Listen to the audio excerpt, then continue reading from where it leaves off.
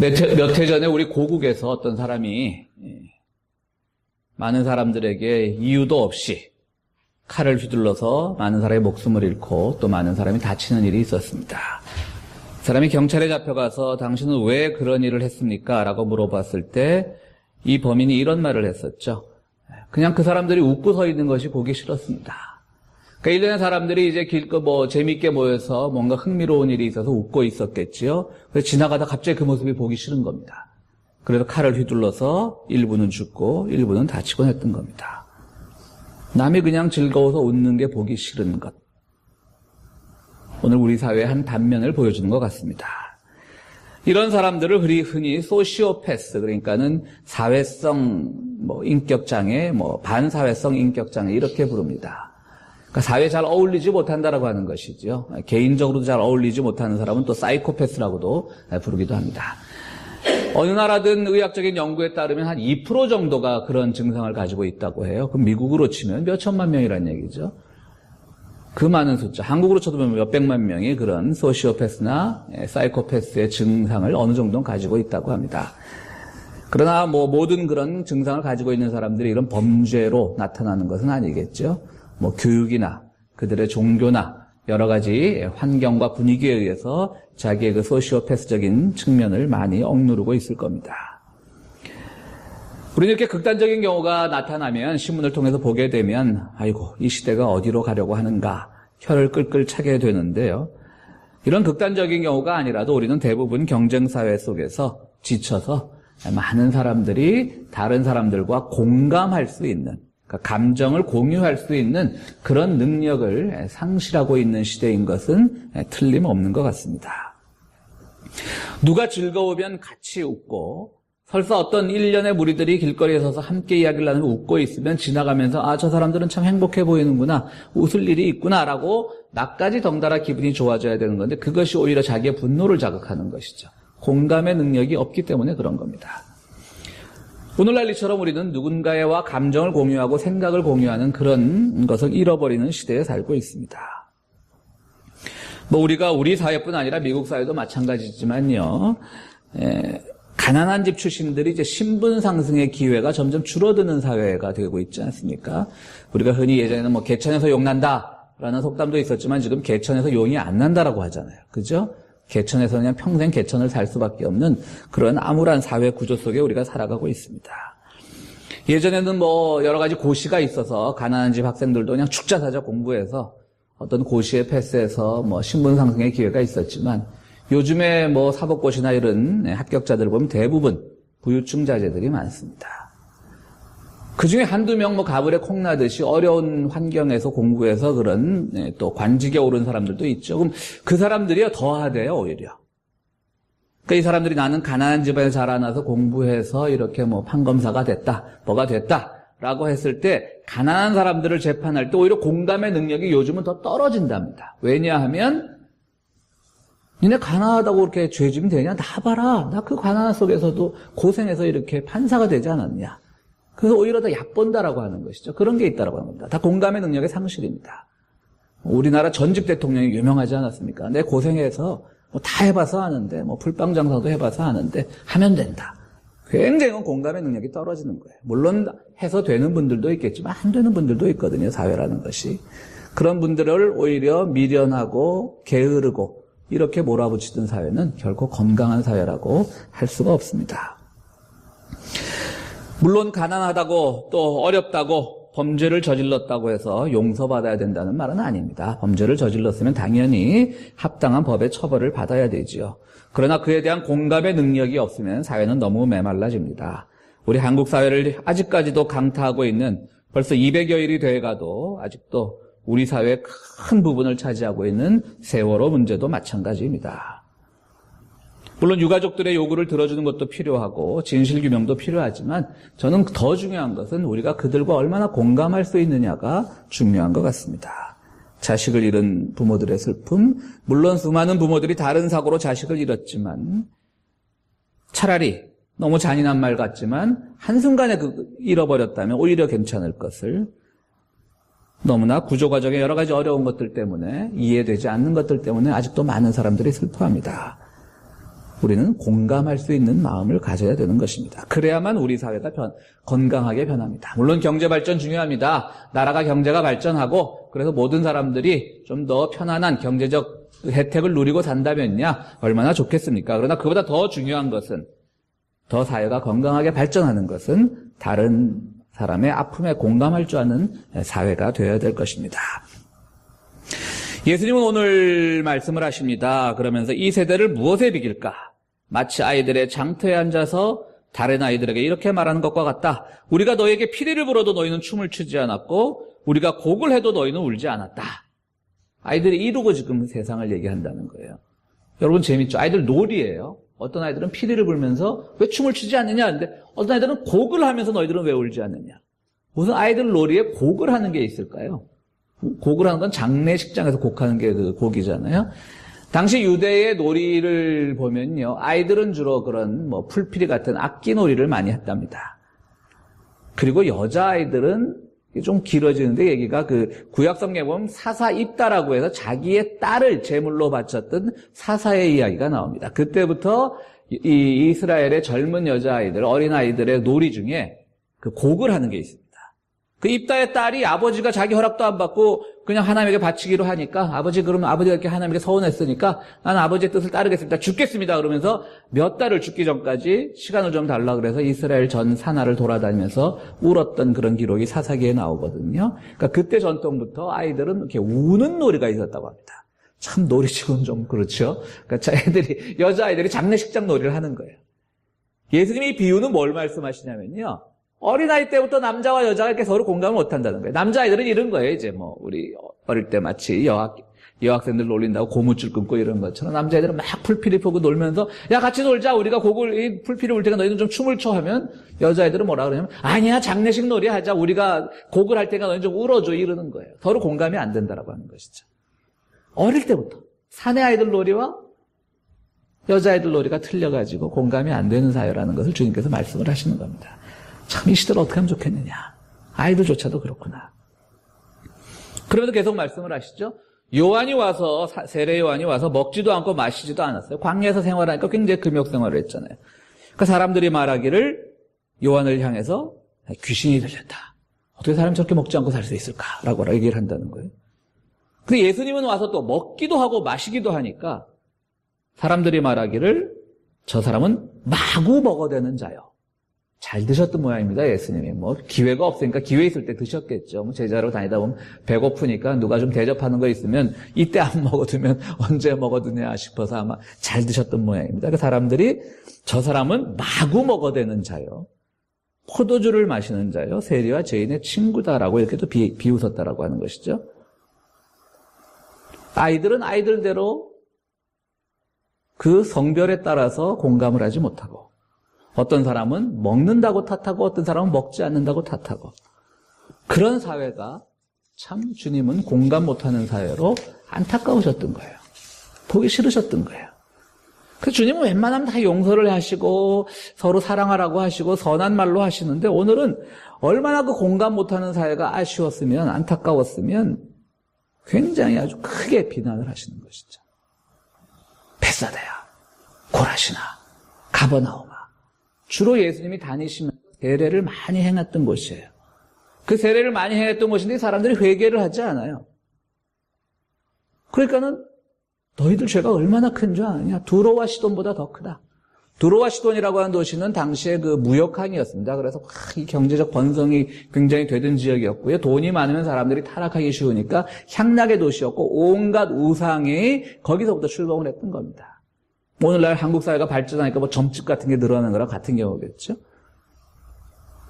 그 당시 이스라엘 속담에는 모든 우상은 두로와 시돈에서부터 나온다라고 하는 그런 속담도 있었답니다. 그러니까 그런 정말 벌을 받아 마땅한 도시죠. 향락과 우상 숭배와 그런 것들이 많은 도시가 바로 두로와 시돈인데 예수님이 얼마나 화가 났으면 두로와 시돈에 내가 만약 가가지고 이런 너희 마을에 행했던 기적을 베풀었다면 그 사람들 벌써 회개하고 죄를 뒤집어 쓰고 베옷을 쓰고 회개했을 것이다. 그렇게 얘기를 하시는 거예요. 너희들은 더 나쁜 도시다. 공감의 능력이 없으니까.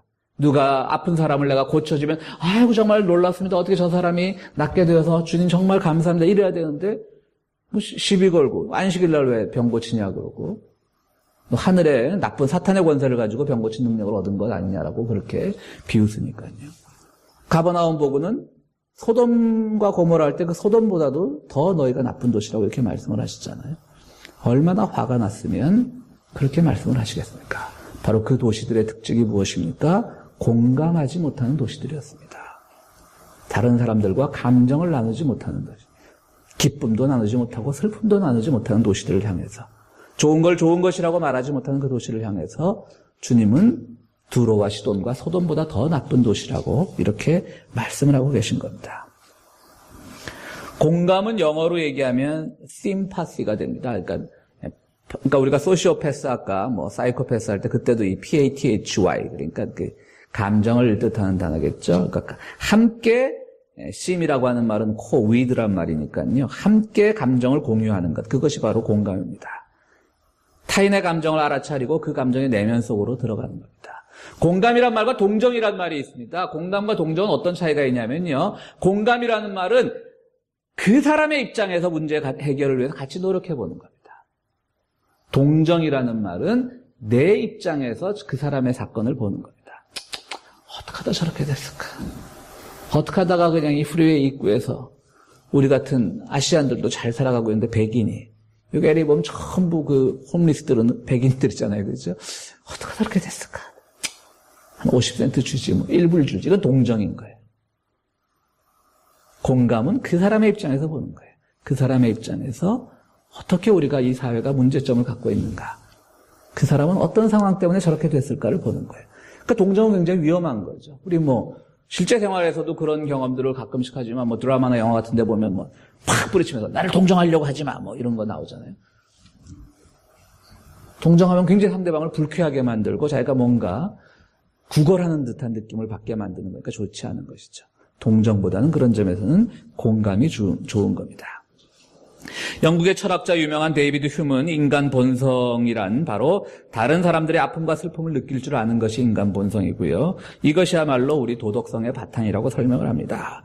휴먼이 이렇게 설명을 합니다. 우리의 공감 능력을 현악기의 떨림에 비유를 했습니다. 그러니까 뭐 우리 기타도 일종의 현악기죠. 줄로 된 악기니까요. 그러니까 하나의 줄을 튕기면 우리의 손가락은 하나의 줄에만 닿지만 그 튕김에 의한 울림이 다른 줄에도 영향을 미치는 겁니다. 그게 현악기의 특징인 것이죠. 그러니까 바로 공감은 이런 거다. 막상 그 당사자야만 떨리거나 어쨌든 울림이 있는 건데 그 옆에까지 같이 울림이 전달되는 것. 그것이야말로 진정한 공감이라고 이렇게 얘기를 하고 있는 겁니다. 바로 현과 현이 함께 떨려 소리를 내는 것, 이것이 공감이고 다른 사람의 고통에 호응할 수 있는 이것이야말로 우리 사회를 건강하게 만든다라고 하는 것이 데이비드 휴메의 이야기였습니다. 그런데 그런 사회가 되지 않으니까 주님은 걱정을 하시고 그야말로 베세다를, 가버나움을 이렇게 걱정을 하게 되시는 겁니다. 그렇다면 왜 우리는 공감을 못하는 시대에 살고 있을까? 이 시대를 우리가 극복을 해야 되지 않겠습니까? 공감을 할 줄 아는 시대가 돼야 되는데. 그래서 주님이 말씀을 하시는 거예요. 오늘 마지막 부분에 가면 쭉 얘기를 하시다가 난데없이 뭐라고 말씀을 하시냐면요. 무거운 짐진 자들아 다 내게로 오라. 내가 너희를 쉬게 하리라.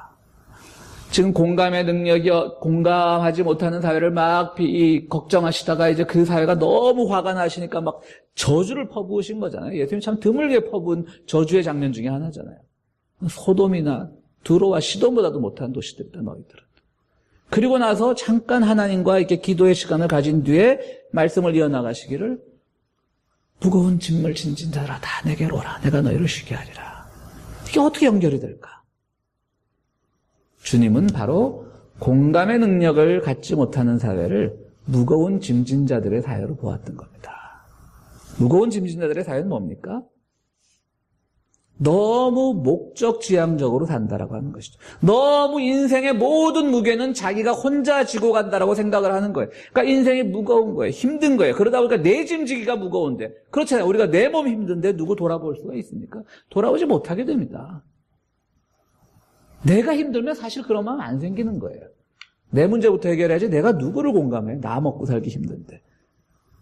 말씀드렸듯이 우리 사회가 자꾸 공감을 잃어가는 게 다 너무나 자기 먹고 살기 힘드니까 다른 사람의 아픔과 슬픔을 공감 못하는 거예요. 저것들 돈이나 더 많이 받으려고 저러는 거다. 왜냐하면 자기들의 모든 인생의 초점이 돈에 모여 있으니까 다른 사람의 슬픔도 돈으로만 보이는 거예요. 다 무거워서 힘든 거예요. 그러니까 주님이 바로 이 말씀을 하신 거예요. 무겁고 힘들지 다 내게로 와라. 내게 쉬게 하리라. 저 오렌지 카운티 밑에 그 미국 교회 중에 유명한 그 세들백 교회 리 고렌 목사 유명하지 않습니까?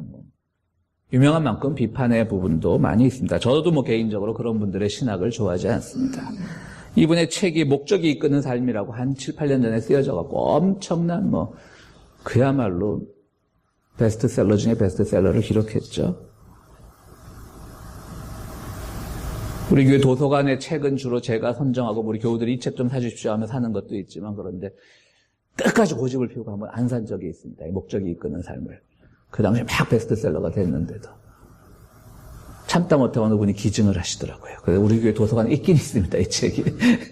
누가 원문책도 기증을 해서 영어본도 있고 한국어본도 있습니다. 목적이 이끄는 삶.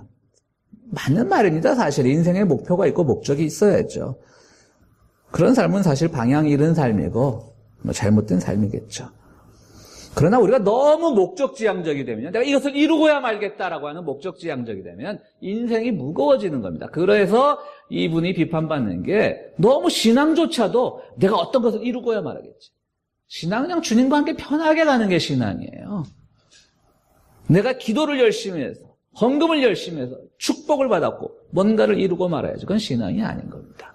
그냥 주님과 함께 편하게 가는 거예요. 내가 무거운 짐진 자들처럼 그렇게 사는 것이 아니라 주님에게 모든 것을 맡기고 주님의 멍에, 밭을 가는 소를 끼는 그 멍에를 배우는 겁니다. 그 멍에라는 게 얼마나 무거워요. 소들 보면 불쌍하잖아요. 그 목에다 이거를 그냥 형틀 같은 걸 메고 밭을 가는 그 소들이 불쌍하지만 주님께서는 내 멍에를 배워라. 나도 지고 있다는 얘기죠. 내 멍에를 배우라는 말은. 나도 지고 있다. 내가 더 가볍게 해주겠다. 쉽게 해주겠다. 멍에를 지지 않겠다는 말이 아니에요. 내가 너 멍에를 풀어주겠다는 말씀 하시지 않잖아요. 쉽게 해주겠다. 편하게 해주겠다.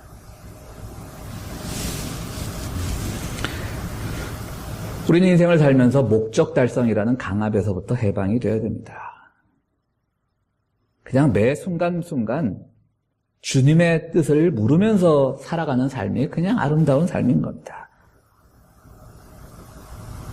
내 목적만 뚜렷하게 보이다 보면 남의 일은 안 보이는 겁니다. 그 유명한 비유가 있지 않습니까? 그 미국의 명문 신학대학 프린스턴 신학대학에서 설교학이라는 과목을 하면서 학기 말고사를 치르면서 설교학 교수가 우리가 잘 아는 그 선한 사마리아 사람의 비유를 가지고 이번에 이제 학기 말 시험을 졸업 시험을 치르겠다. 길 가다가 강도 맞는 사람들을 모든 레위나 제사장을 다 외면했지만 이스라엘 사람들로부터 외면받던 사마리아 사람이 오히려 그를 구해주고 여관까지 데려다주고 심지어는 그 여관비까지 지출해줬던 그 유명한 선한 사마리아 사람의 비유로 설교학 마지막 졸업시험을 치른다라고 교수가 얘기를 했습니다. 근데 이 교수님도 참 엉뚱한 분이라 그 시험을 치르기로 되어 있는 강당 앞에 거린을 한 명 누워있게 이렇게 연출을 해놨습니다. 그 학생들이 아침에 이제 설교학 졸업시험을 치러 가는데 프린스턴 대학 그 신학교 강당 앞에 거지가 누워있는 거예요. 근데 그 수업을 듣는 학생 중에 단 한 명도 그 거지에게 관심을 가지지 않았다라고 하는 것이죠. 뭐죠? 그 거지라는 것은 강도 만난 사람일 수도 있고 선한 사마리아 사람의 비유는 바로 그거잖아요. 내 이웃이 좀 고통당하고 있을 때 그를 외면해서는 안 된다라는 것이 설교의 주제인데 그 명문 프린스턴 신학생들이 그 전날 밤 얼마나 공부를 했겠어요. 유명한 주석책은 다 펴보고 가장 멋있는 설교를 해서 가장 좋은 학점을 따기 위해 그래가지고 이제 다 아침에 막 가는 겁니다. 이번 설교 내가 A 학점이다. 이제 난 앞으로 다시 PhD에 진학을 해서 프린스턴의 설교학 교수가 되는 게 내 꿈이다. 나름대로 많은 꿈들이 있을 거 아니에요. 아니면 미국의 가장 큰 유명한 교회 청빙받아 가는 길이다. 다 꿈들을 가지고 있을 거 아니에요. 그러다 보니까 진짜 설교의 그 내용 그대로의 상황이 자기 눈앞에 벌어지는데 다 외면하고 가는 겁니다. 거짓말 같으시죠? 진짜 일어났던 일입니다. 한 명도 거린을 돌아보지 않았답니다.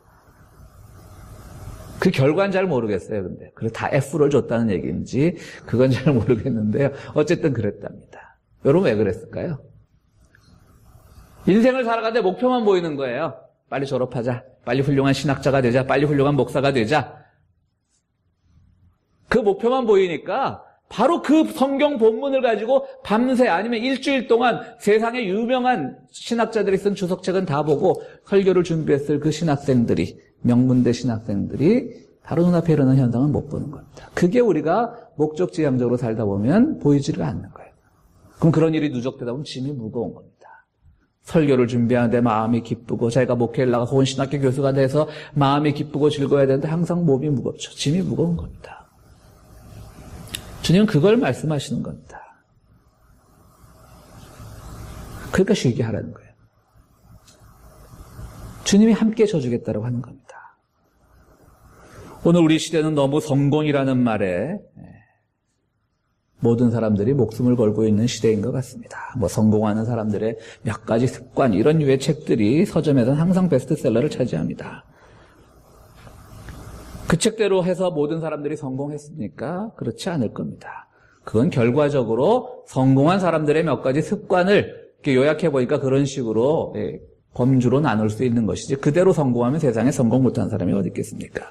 주님은 그런 거 배우지 말고 나에게 배우라고 말씀하십니다. 주님이 너희의 짐을 내가 가볍고 쉽게 하겠다는 건 책임으로부터 회피시켜주겠다는 말이 아닙니다. 짐을 같이 지는 겁니다. 세상의 짐을 같이 지는 겁니다. 공감의 짐을 지는 겁니다. 그러나 주님이 가신 그 길을 자연스럽게 따라가다 보면 그 네가 추구하려고 하는 그 목표도 결국은 이룰 수 있지만 그것이 무거운 짐으로 다가오지 않는다라고 하는 겁니다. 그냥 부드럽게 다가올 수 있다라고 하는 겁니다.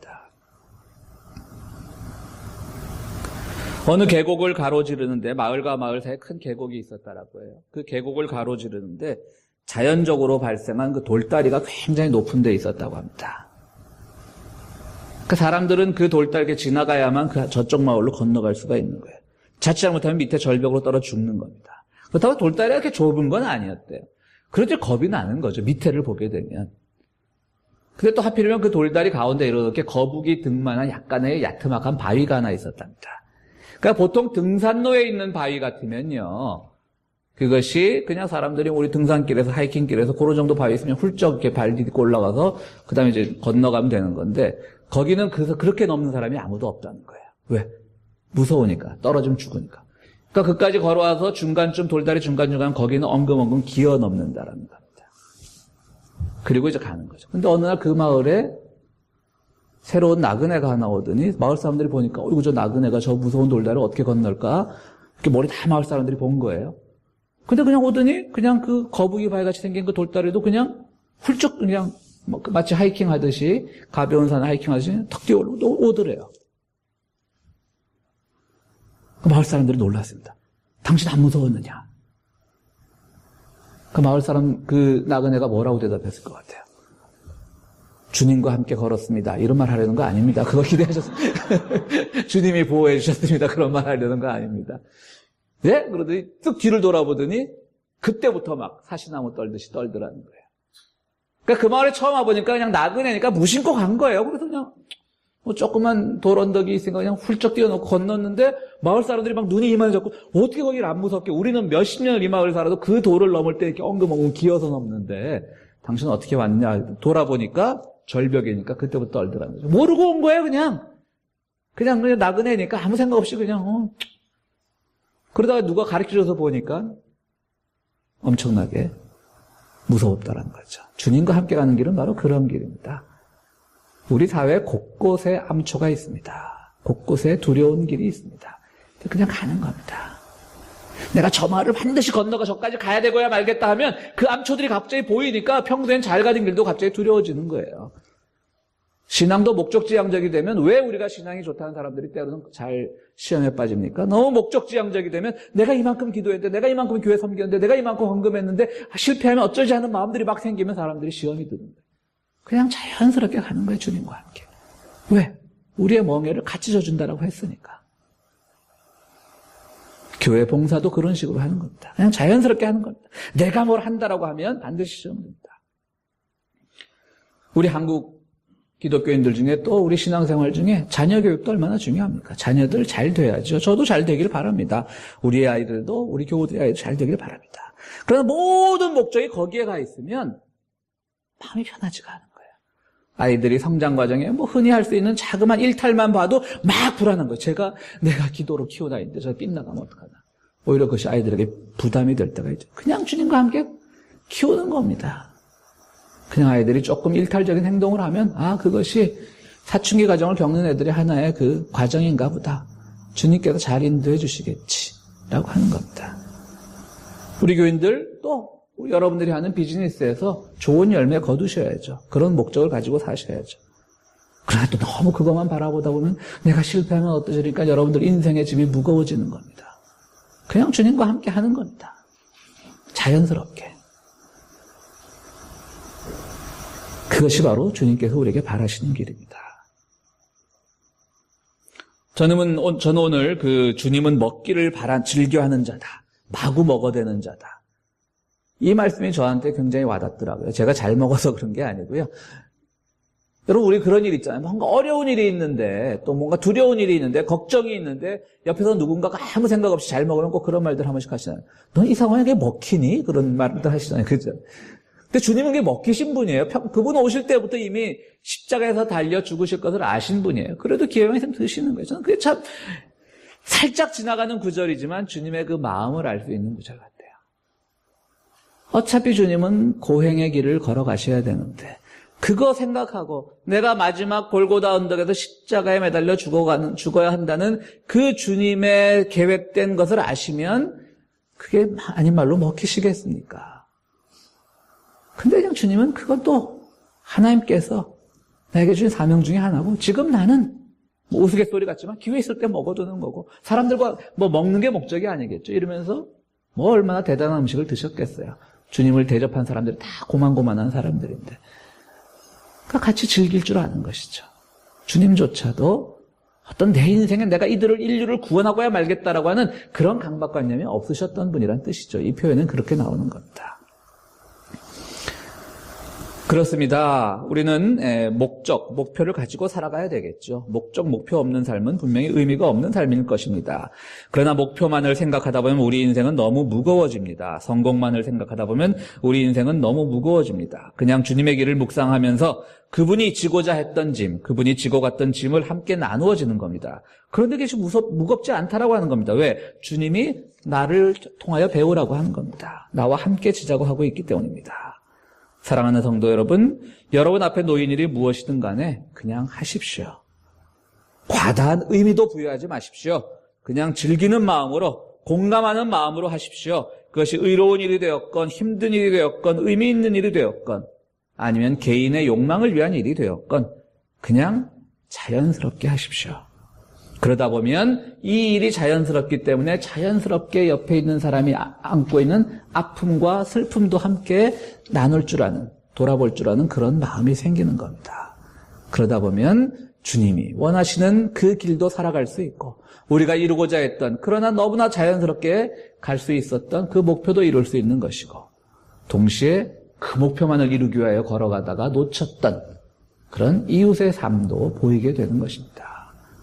사랑하는 성도 여러분, 그만한 축복이 어디 있겠습니까? 저는 우리 평화의 교회 성도들이 정말 좋은 목적, 좋은 목표를 가지고 있으리라고 생각이 됩니다. 그러나 그것만을 생각하면서 걸어가시면 여러분의 인생길이 너무 무겁습니다. 그냥 주님과 함께 동행하면서 편히 살아가십시오. 주님께서 다 채워주십니다.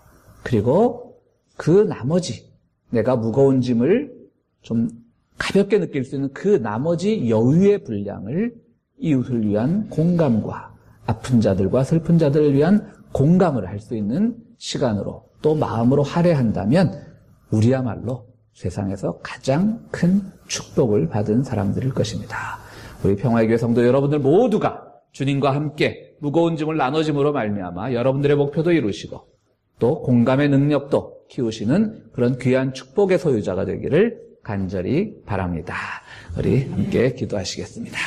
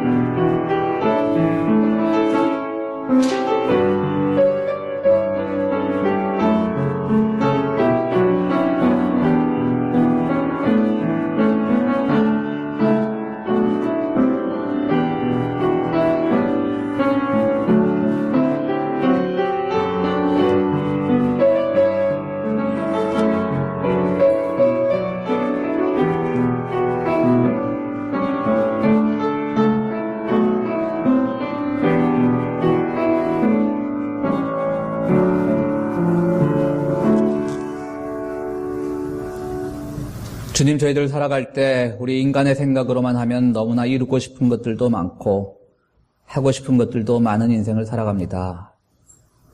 그러다 보니까 우리의 어깨가 너무 무거워지고 우리의 짐이 너무 무거워지고 우리의 짐의 무게만 신경 쓰다 보니 주님께서 우리에게 부탁하신 다른 이를 돌보고 다른 이들과 공감하는 능력을 잃고 살아가는 저희들의 모습을 발견합니다. 그러나 주님, 바로 그 어려운 순간에도 우리에게 귀한 지혜로 깨우침을 주시니 감사드립니다. 주님께서 우리에게 보고 배우고 따르라고 하셨습니다. 주님의 멍에를 함께 지자고 하셨습니다.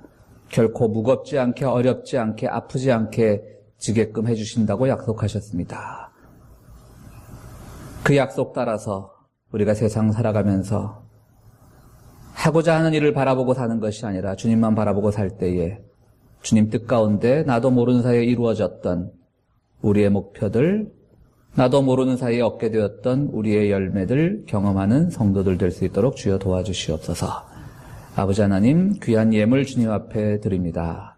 이 예물 드릴 때에 우리의 마음도 함께 드립니다. 주님, 우리에게 은총을 베푸시고 드리는 손길마다 주의 축복을 더하여 주시옵소서. 예수 그리스도 이름으로 기도하옵나이다. 아멘.